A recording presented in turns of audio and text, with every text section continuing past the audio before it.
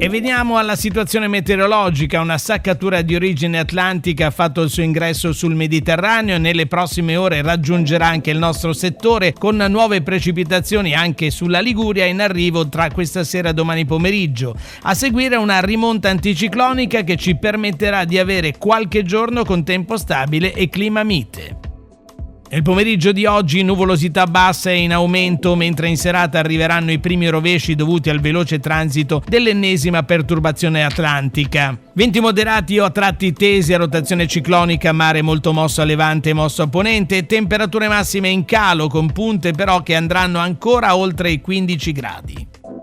Per domani, giovedì 19 febbraio, i tecnici della Limet prevedono nel corso della notte e nella prima mattina precipitazioni a carattere di rovescio e quota neve in calo fino a quote collinari nelle aree interne del centro-ponente e sui versanti padani. Miglioramento delle condizioni meteo da ponente a levante già dalla tarda mattinata, venti forti a burrasca da sud durante la notte e nella prima mattina e rotazione a nord già nel corso della seconda parte della mattinata.